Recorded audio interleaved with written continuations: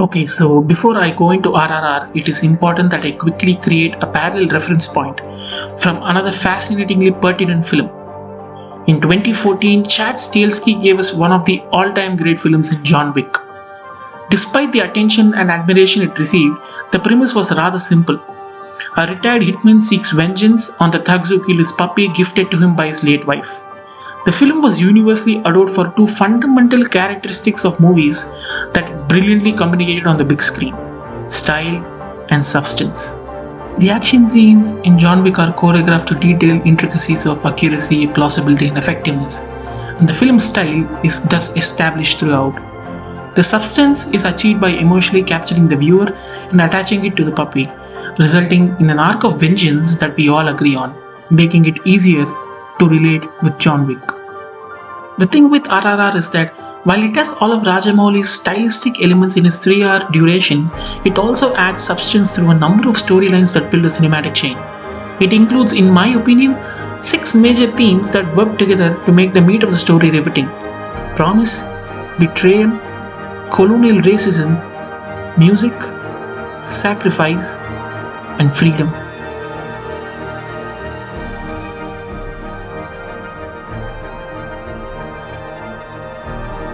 Promises are difficult to keep, especially when you are limited on resources. RRR assigns varying levels of difficulty to its characters to demonstrate how different individuals deal with these pledges and how they go about fulfilling them. Take the example of the British.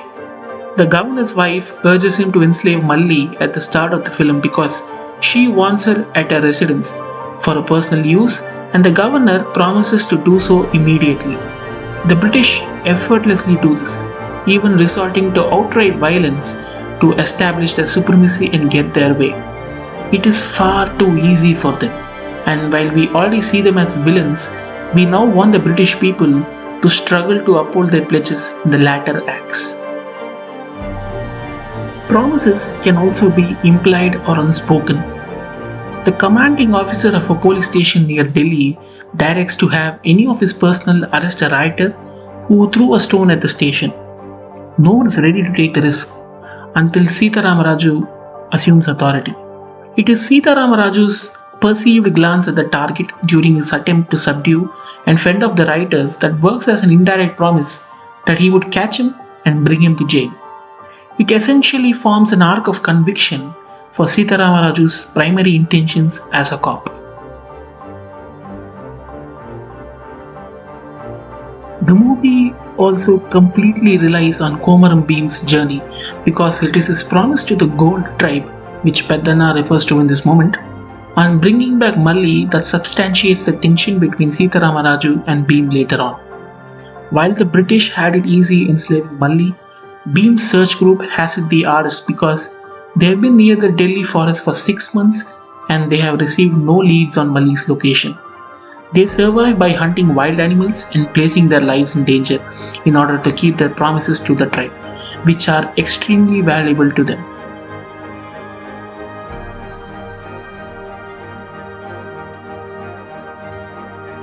Bhim is also shown tearfully talking with Malli after discovering her locked up in the governor's palace and promising to return for her later, although he is unsure how. This highlights the Gond tribe's trust in Bhim since Malli, who has been severely tortured and traumatized, has the emotional will to believe in Bhim and understands that he will keep his word. While Bhim's commitment revolves around his tribe's own Malli, Ram's promise is holistically tied to independence and freedom. In his last moments, Ram's father compels him to promise him that he will make sure everyone has a weapon so that they may continue fighting for freedom. This vow is the foundation of resolve and commitment upon which Ram's life ideals are centered around. This is why he is shown as a fearsome, superhuman, and strong character throughout. The last promise, however, elucidates a sense of redemption. You see, redemption does not necessarily result in personal or moral wins always. It can also be used to maintain something precious, like friendship. When Bhim learns he was mistaken about Ram, He pledges to Sita that he will free Ram even if it means laying down his life, and therefore, Bhim is now fighting not just for his tribe, but also for the same homeland that Ram is fighting for.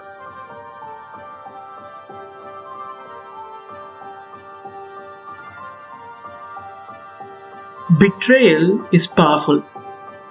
It has the potential to turn heads and change people's minds in an instant, with little regard for the repercussions. Rajamouli employs treachery as a weapon of need rather than convenience, since it is this crucial theme that affects Bhim and Sita Ramaraju's motives. It highlights Ram's narrow-mindedness and selfishness when he discovers the person he has been after all along is now his close friend Bhim. He is so focused on his one goal that he consciously hurts others he has no ill will against, be it Bhim, his fellow citizens during the writing, or even Lachu. But here's the thing though, Ram is well aware that he is betraying his people. It is a critical step in understanding that his motivations must change and that he must become more rational and not be blinded by past rage. And RRR illustrates his change in art so beautifully, so subtly, by showing us the best act of betrayal in the movie, him betraying his own objectives. It is the film's most effective plot element since the British's most dependable cop in the mission to bring Bhim to his knees has suddenly become their worst enemy. Bhim's betrayal, on the other hand, is forced. He has no intention of betraying his friendship with Ram, but is compelled to do so in order to fulfill his oath and return Malli to her mother. When he sees the key go down the drain, he understands he is about to go against his wishes, which is entirely out of character for him, and he begins fighting Ram.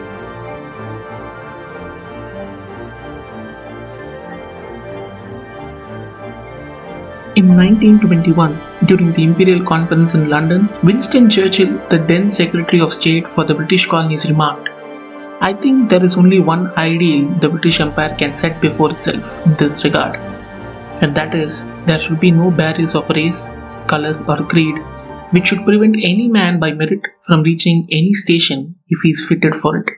But such a principle has to be very carefully and gradually applied, because intense local feelings are excited." The ultimate true legacy of the British monarchy was always war and genocide. It was deeply entrenched in all of its colonies, particularly in India and Africa, with prejudice, racism, stereotyping, and human profiling.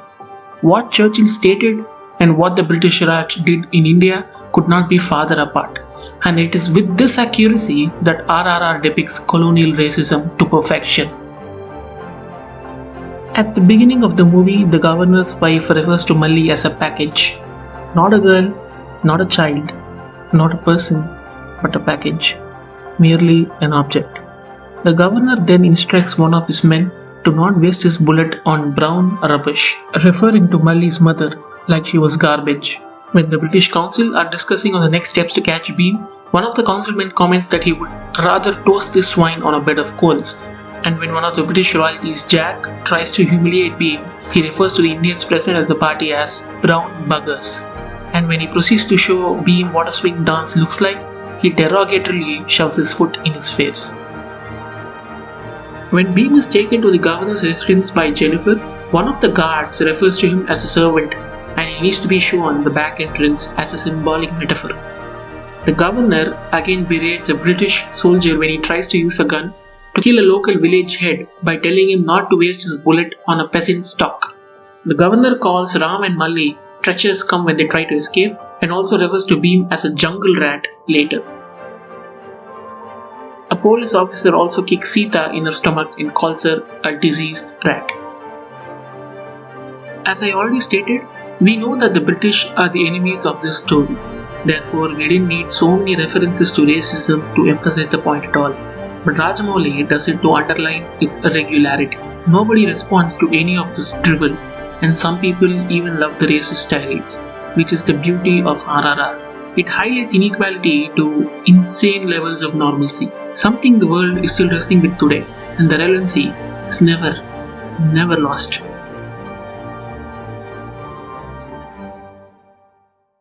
We all love music, Music sometimes only serves to enhance the glitz and color in the film of this scale. RRR's delicate use of music, on the other hand, is wonderfully articulated in three key songs in the story. Each song has a specific function in defining the characters, their motives, and the film's gentle nudge towards the story's advancement. When this song is first heard at the opening of the film, it acts as an assurance to the girl that she would always feel comfortable and at home with her mother, as a verse reads, "I should be coddled on mother's lap every day." But later, when Beam encounters Mully, his rendition serves as an assurance in a different way, whereby he tells Mully that she would be returning home, as the verse reads, "Swinging of branches, playing in valleys. If you close your eyes, everything will be in front of you." The segment concludes with this song, and Mully is smart enough to comprehend that Beam would come for her later, and she is shown sitting down in a depressed state, but with hope persisting.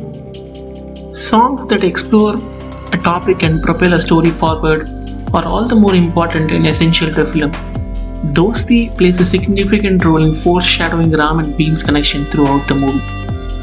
We are shown a moment in which Ram is looking at the pendant he shares with Sita, which Beam observes and asks about, and Ram tells him about her. While this moment could have been placed elsewhere in the film, it belongs here since the song foreshadows friendship between enemies. The pendant will eventually serve as a revelation, and we will relive this time in our minds as a song now depicting enmity between friends. Beam eventually realizes his mistake, sets out to release Ram as a result. There is also a beautiful line in the song which goes and translates to friendship between free will and destiny. It superbly foreshadows what these characters are about. Ram's destiny has always been to procure the guns and place one in every person's hand and fulfill his father's promise. Whereas Beam hails from the Goan tribe and his sole identity is to shepherd the tribe from any evil befalling them. He lives through this free will and is not bound by anything else. The film's most famous song is also its most powerful. It emphasizes teamwork and, most importantly, retaliation. For far too long, the British have been having their way, and the song acts as the first step in fighting them back. Ram accompanies Beam to retaliate at Jake's constant barrage of humiliations towards Beam, and acts as the first instance someone has entered the governor's residence and shown them up at their own game. It also shows Jennifer side with Beam in a scene that suggests that not all of the British Raj is terrible and that there is still heart remaining. Jennifer retaliates without remorse against her own kind and chooses her own path. Beam could never have freed Mully without Ram's help, and Ram could never have gathered all the weapons without Beam's aid. What began as the first indication of teamwork in this song against the British remains a mainstay throughout the film until the governor is assassinated.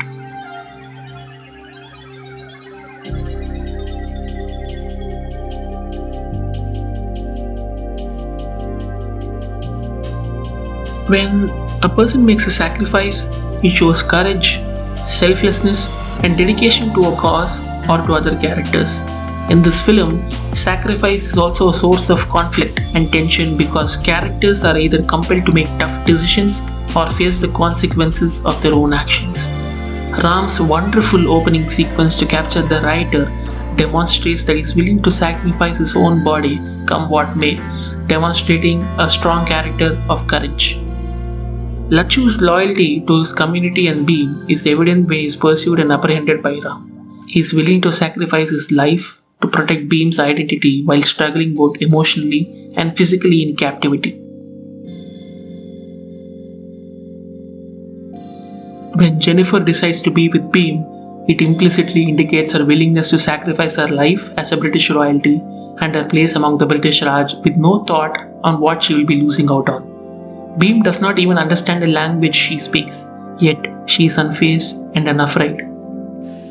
Ram's parents are essentially sacrificial lambs in their own quest for freedom. As in fighting the British insurgency in their village, Ram's mother sacrifices her life and her people by directing them to safety. while Ram's father sacrifices his own life by becoming a martyr, knowing that Ram has the highest ceiling to eradicate the governor's stronghold in the area.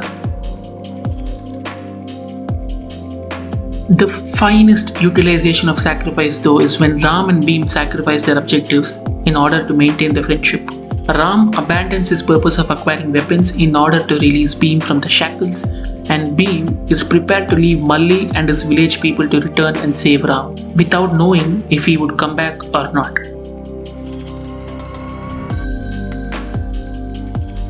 Alluri Sitaramaraju and Komaram Bhim were ardent revolutionaries. They were frequently motivated by a desire for political and social changes, and they were willing to take on risky measures to overthrow the established dictatorship in order to achieve justice and equality for the people and native society.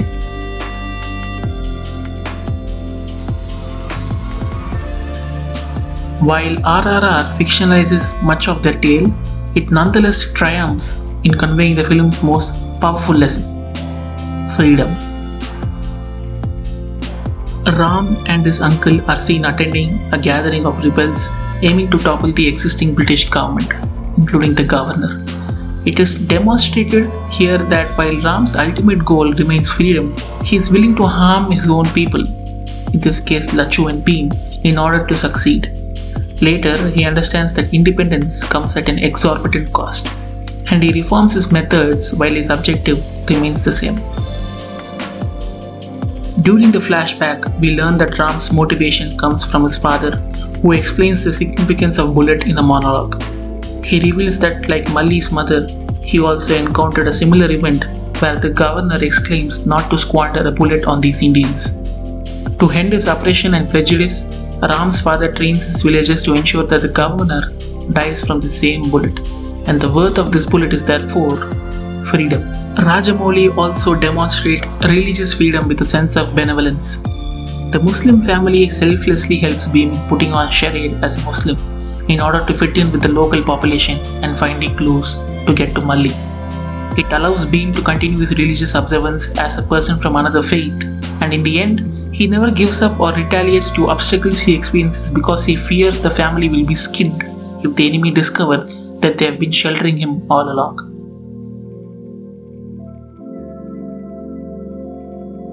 Action usually comprises of a fight or a physical strain to achieve something. So what is the emotion that is driving that person or the situation, and whether that emotion is being carried by the audiences by that point or not? That is the most important thing. If that is not present in the story, however spectacular your action sequence might be, it wouldn't have the same impact. The audiences won't remember that action sequence for a long time. This is Rajamouli's most important accomplishment with RRR. Beyond extravagance, he ensures with absolute conviction that his spectacle and grandeur are always married with content, that it is the heart and soul of the film. It is where ideas meet execution, and it is where style meets substance.